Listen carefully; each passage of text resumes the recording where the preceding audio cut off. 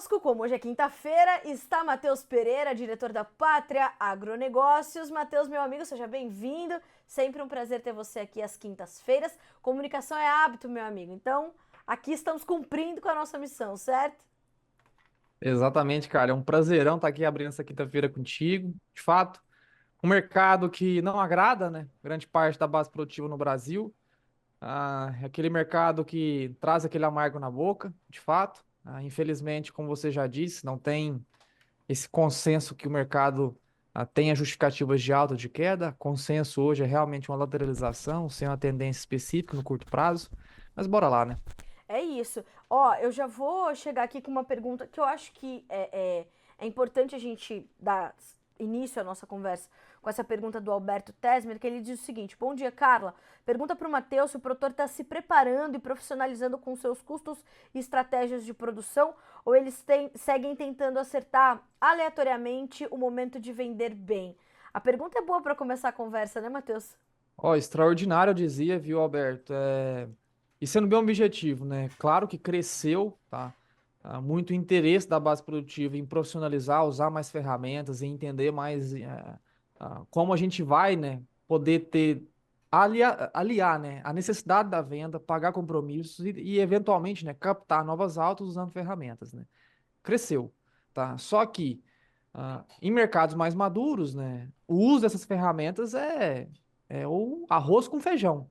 Assim como um produtor sabe qual semente produzir, qual fertilizante comprar, em mercados mais maduros, né, também sabe, entende, né, como fazer uma boa trava, fazer o bom uso de uma ferramenta financeira, para não ficar com essa exposição à venda agora que tem acontecido no Brasil já nos últimos 2 anos, tá? Cresceu, cresceu. Só que ainda, né, estimamos que nem cerca de 5% da base produtiva brasileira, né, que rodeia ao entorno dos 100 mil produtores de soja no nosso país, nem 5% destes, né, já fazem o uso eficiente das ferramentas. Dentro da pátria, quase todos, né, já têm a prática do uso, né, dessas ferramentas no cotidiano. Porém, a gente vai lembrar, né, são 100 mil produtores rurais de soja no Brasil hoje bem distribuídos. Então, quando a gente pega percentualmente, né, o valor total dos que já usam, né, é ainda irrelevante. Mas tem crescido, de fato. Os outros agentes, né, que falam sobre mercado têm mudado a linguagem, é algo que eu sempre bati aqui na tecla. A culpa não é do produtor em não usar a ferramenta. Eu culpo sempre o interlocutor, né, nas últimas décadas, que sempre vinha aquele palavreado rebuscado, mais complicava a vida de quem estava do outro lado do que simplificava. Queria usar, talvez, forçar a mecânica, né, do uso das ferramentas, como é usado em território norte-americano, forçando o mesmo tipo de uso aqui no Brasil. Isso não funciona, tá? A gente sabe que o produtor brasileiro, ele não é um produtor, ele é um empresário, ele não tem um, dois funcionários, ele tem dezenas, centenas de pessoas ali debaixo do teu guarda-chuva. Então não dá pra gente ficar complicando a vida de quem tá do outro lado. A gente tem que tentar dar uma simplificada. Então, assim, tem crescido, viu? Realmente o interesse existe, só que é ainda insignificante perto do volume total de produtores no Brasil que de fato usam essas ferramentas. Agora, Matheus, como é que o produtor está se comportando diante dessas possibilidades todas que ele tem para fazer essas boas estratégias e do atual momento do mercado? Porque por mais difícil que seja para nós, né, tanto nós comunicadores quanto vocês especialistas em mercado, dar essas informações, nós não gostaríamos de dar essa notícia de que todo dia o preço está caindo, está com 10 semanas, 12 semanas de quedas consecutivas, né? Como é que o produtor está se comportando diante desse cenário? Ele consegue enxergar alguma brecha para avançar com alguma dessas estratégias que estão disponíveis? Ou o atual momento dos preços é tão crítico que já passou o momento e agora é esperar outro barco passar para ver se ele sobe ou não? Cara, eu diria que nem não é que não existe uma brecha, né? Existe a necessidade, tá? Chegou no momento, né, onde produtores em especial dentro do estado do Mato Grosso, Rondônia, algumas partes de Goiás, né, já começam a ter os compromissos financeiros agora, já na final de fevereiro, tá? Já 30/3 já é a grande maioria da região central brasileira que tem esses compromissos financeiros que exigem a venda para levantamento de caixa, honrar, enfim, os boletos que estão vencendo. E o 30/4, né? 30/4 no Brasil é tido, né, como o maior prazo safra que existe, né, da história da soja brasileira. Então, assim, é difícil realmente não ter um produtor rural no nosso país que não tenha nenhuma conta a ser paga no final do mês de abril. Então, assim, a necessidade tem forçado realmente a base produtiva a avançar com novas vendas, né, submetendo a preço de hoje, tá? Aliado a isso, né, a gente tem realmente pegado esses clientes que chegam por agora na Pátria, né, com baixíssimo volume de venda futuro, não tiveram preparação, né, o suficiente para tolerar realmente essa pressão do mercado durante o processo de colheita, excesso de oferta disponível sendo colocada no mercado. No atual momento, né, a gente tem realmente colocado proteções financeiras, né, carregar a soja no papel para um segundo semestre. Volto a ressaltar, a Pátria, né, foi a primeira, né, e até o momento é a única que consegue dar liquidez em volume realmente para contratos da soja referenciados dentro do Brasil. A gente não precisa usar mais o Chicago, tá? Existe ainda essa retórica rodando no mercado. Ah, referência do Chicago é só Chicago, aqui o prêmio não vale nada. Pessoal, para com isso, tá? Já existem ferramentas úteis, né, e eficientes ao produtor rural para referenciar a soja dentro do nosso país, tá? Já incumbido de prêmio, já incumbido de variações em Chicago. Então, ferramentas mais eficientes, né, que dão realmente mais autonomia ao produtor e mais segurança para aqueles que precisam fazer vendas por agora. Então, eu diria, Carla, que não existe nem brecha, mas sim uma necessidade. Tá? A gente viu que Exato. a primeira quinzena de fevereiro, a gente teve pouco mais de 3% da safra nacional comercializada, baixíssimo volume por período. Uhum. Nessa segunda quinzena, a gente teve um pouco mais de vendas, né? Chegamos aí a mais de 5%, então a gente quase dobrou o volume de venda na primeira quinzena de fevereiro. E ainda é fevereiro, né? A gente ainda deve ter alguns negócios rodando nessa retinha final do mês, mas os produtores estão, sim, submetendo à venda. Agora, por desespero, viu o mercado realmente sangrando com muita intensidade, as contas estão aí vencendo, e acabam sendo acuados, né, jogados contra a parede para realmente forçar o negócio. Tá? É o jogo sendo jogado, não estou dizendo se tem um lado certo ou errado, mas ferramentas existem, né? Para que você que está sendo jogado contra a parede, sendo necessária a venda por agora para levantar a caixa, para a gente conseguir ainda, né, tolerar, segurar essa soja de maneira eficiente, tá? Para um segundo semestre usando papéis, não usando a soja na tua mão. Tá? Então, este é o cenário. Eu diria que não existe brecha, mas sim necessidade, cara. Agora, Matheus, ao mesmo tempo em que existe essa necessidade, existe também a necessidade do comprador de forçar um pouco mais o mercado para conseguir essa soja, ou ele vai ali adquirindo o que é ofertado e para os principais compradores, tanto internamente quanto na exportação, o que tem sido ofertado é o suficiente, por isso que também não há um estímulo maior às altas, porque não há uma pressão mais intensa por parte dos demandadores nesse momento.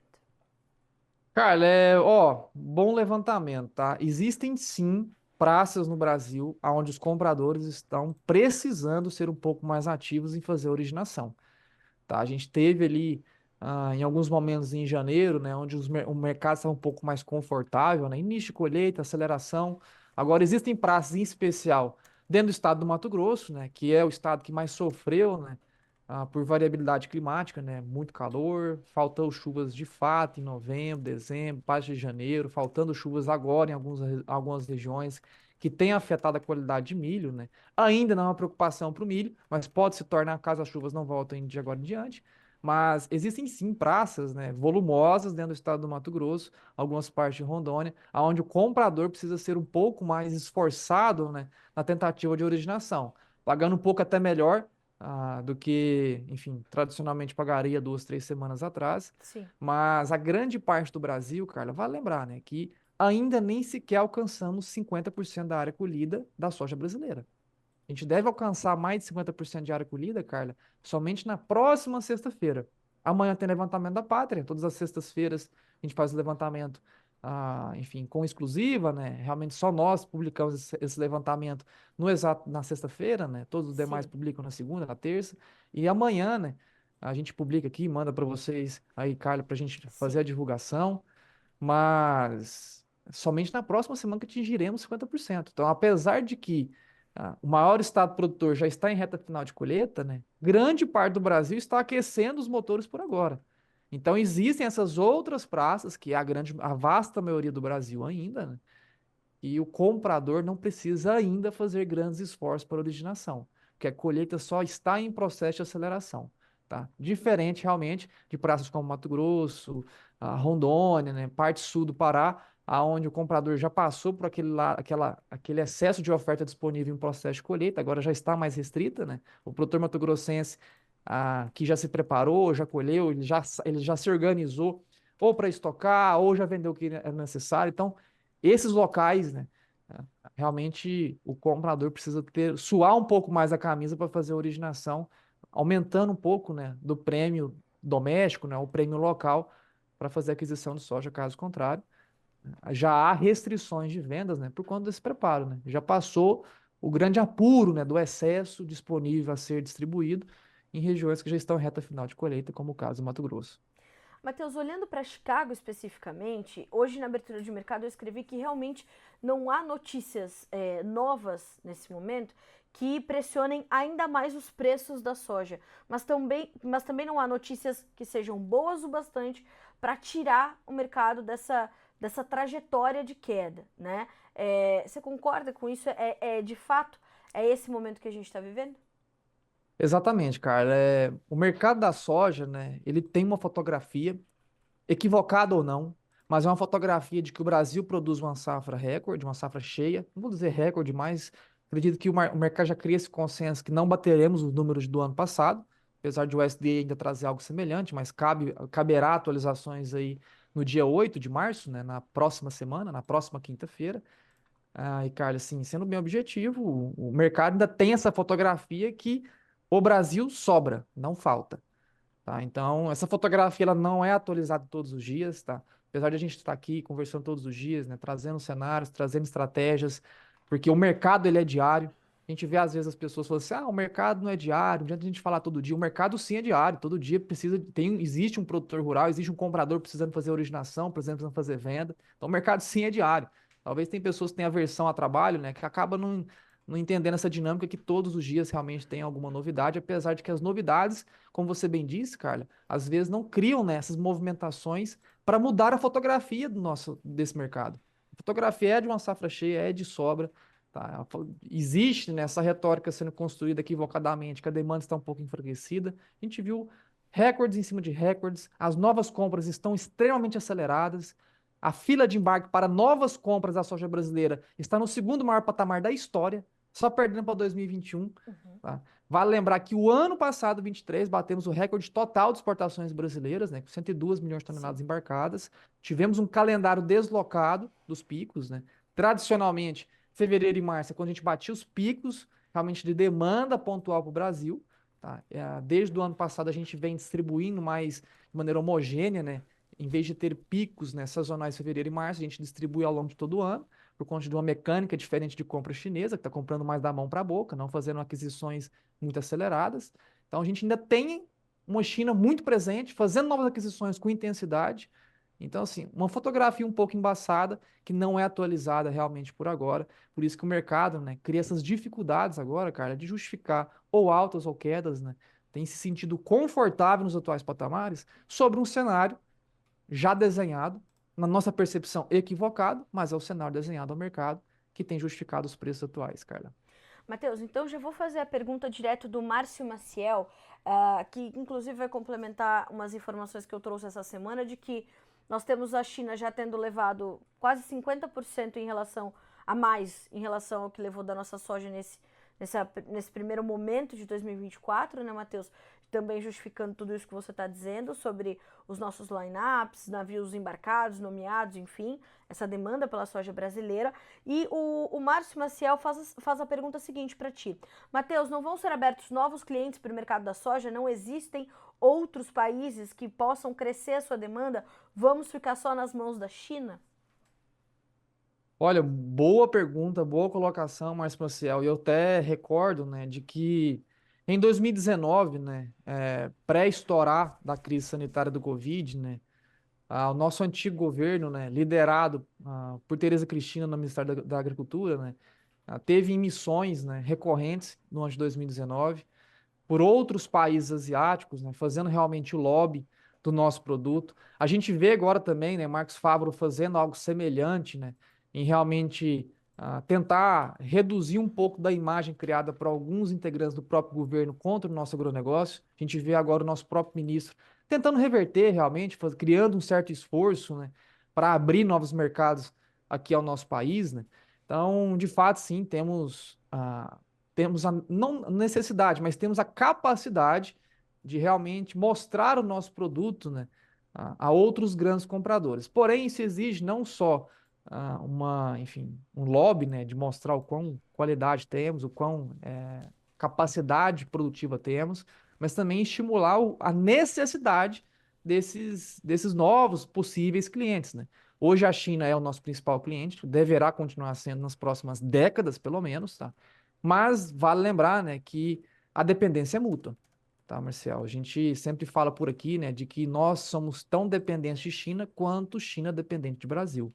Não existe, tá, outra fonte com tanta quantidade e qualidade de proteína vegetal que não seja o Brasil hoje, tá? Não é Argentina, esquece a Argentina, a gente não tem capacidade sequer, né, de abastecer um ou dois, não se tem capacidade de abastecer um mês das importações de proteína vegetal chinesa. Um mês a Argentina tem capacidade de abastecer. Os norte-americanos também cada vez mais, né, focados no uso interno do produto, né, tanto para milho quanto para soja, estimulando políticas de biocombustíveis, estimulando mandatos de etanol, cada vez mais, né, restringindo o produto interno. Temos aí um ano eleitoral, né, mostrando possivelmente uma volta, né, ou uma campanha eleitoral de Trump, que a gente sabe muito bem, em 2018 teve aquele conflito, né, político, né, comercial contra chineses, que até hoje se perdura no mercado. Então, a dependência é mútua, viu, Marcel? Porém, temos sim capacidade, porém, essa capacidade de estimular novos clientes depende realmente do uso desse produto, como Índia, né? Como realmente os indianos, né, irão usar o nosso produto, se hoje não há a necessidade efetiva, né, de estar abrindo o mercado brasileiro, né, e importando soja aqui do nosso país. Então, precisa primeiro, né, criar a necessidade desses novos países que hoje, né, dentro da China, é uma necessidade mútua, né? A gente é tão dependente deles quanto eles de nós. E, Matheus, vamos agora avançar um pouquinho para a safra 24-25, porque nós temos aqui algumas perguntas, eu vou juntar duas em uma, porque realmente são perguntas importantes para a gente entender a próxima safra. O pessoal da Agrobacuri, bom dia, Carla e Matheus, falando de custos da safra 24-25, há expectativas de baixar? Qual a sua visão, Matheus, o melhor momento para adquirir? E o Leandro Paese, bom dia, Carla e Matheus, pensando no próximo ano, na próxima temporada, né? Penso em fazer venda futura lá para maio, junho, por conta que, na minha opinião, é onde teremos os melhores preços do Brasil para uma safra cheia de 2024-25. Como é que você está entendendo também, Matheus, esses negócios para safra nova, tanto via troca quanto essas vendas antecipadas aí para nossa próxima temporada? Olha, Carla, os preços safra 24, 25, né, de custo, formação de custo, elas estão em queda, né? A gente viu aí alguns fertilizantes caindo, alguns químicos caindo, sementes ainda também reajustando, serão reajustadas agora, né? Porque estão em processo ainda de colheita da soja. Semente é precificada sob preço de soja, né? Então a gente tem no processo agora com soja em queda, né? 30, 40, 50 reais abaixo do que era observado no ano passado, a gente acaba repassando também esses valores parcialmente à formação de custo semente. Então, os preços estão sim se readequando, porém, nós aqui da Pátria, né, estimamos que a readequação do custo safra 24 e 25 não será na mesma velocidade, realmente que teve essa readequação da projeção de receita, né, de faturamento para o próximo ciclo. Então, temos sim, né, ter muita atenção por agora, apesar de que muito se usa, né, desse argumento de, a soja caiu, os preços de fertilizantes têm que cair. Companheiros, infelizmente, nada tem que ser feito dentro do mercado. Sim. Se os nossos compradores, nossos fornecedores de um fertilizante específico, fosfatados, potássio, nitrogenados, entrar em algum conflito, algum impedimento, alguma restrição de comercial com o Brasil, não existe preço de soja em queda o suficiente que arraste o produto, né, sendo importado do outro lado do planeta. Então, muito cuidado, muita cautela. Realmente, a formação desse curso 24 e 25 vai ser crucial, assim como foi a safra 23 e 24, tá? Quem fez boas compras 23 e 24, mesmo nos atuais patamares de soja, consegue ali visualizar um pouquinho de sobra, tá? Eu sempre ressalto isso aqui. Aqueles que fizeram aquisições de fertilizantes em especial no primeiro semestre de 2023, acaba hoje, né, tendo realmente uma balança negativa quando se submete à venda da soja nos atuais valores. Agora, aqueles que conseguiram fazer compras sob recomendação da Pátria no segundo semestre do ano passado, conseguiram um preço de fertilizantes aí 30, 40% abaixo, né, do observado no começo do ano passado. Então, muita atenção. Já teve recomendação da Pátria para a compra de alguns fertilizantes aí nas últimas semanas. Cabe muita atenção nesses mercados, saber distinguir da onde vem o nosso potássio, da onde vem o nosso fósforo, da onde vem os nossos nitrogenados. Para realmente a gente comprou, né, essa construção de custo, que está em queda sim, porém existem produtos que dificilmente serão reajustados para esse próximo ciclo 24 e 25, possivelmente só em ciclos posteriores. Então, safra desafiadora, realmente, pessoal, 24 e 25, temos que construir bons custos, né? Realmente fazer o dever de casa, comprar bem, plantar bem, cultivar bem, para que a gente chegue lá na frente, né? Pelo menos com a visão, né, de que sobra dinheiro no bolso, diferente do que alguns têm passado por agora, né, que a gente sabe Verdade. que infelizmente está no vermelho. Verdade. Matheus, quero muito te agradecer mais uma vez por atender tão gentilmente a nossa audiência. Aquilo que a gente não conseguiu responder, a gente vai sempre levando para as próximas semanas e tentando fazer outros canais alternativos de comunicação para a gente poder atender a todas essas perguntas. Obrigada mais uma vez por estar conosco novamente, por mais uma quinta-feira aqui no Bom Dia Agro. Já estou te esperando para a próxima semana, meu amigo. Obrigada. Tamo junto, Carlos. Um grande abraço a todos que participaram, pessoal. Vamos estar sempre por aqui. A gente está aqui realmente para esclarecer, trazer realmente um direcionamento. O Isso mercado mesmo. não está fácil, precisamos de coesão. Abraço a ti, Carla. Fiquem com Deus a todos. Grande abraço. Tchau, Amém, tchau. meu amigo. Obrigada a vocês todos da Pátria também. Até mais.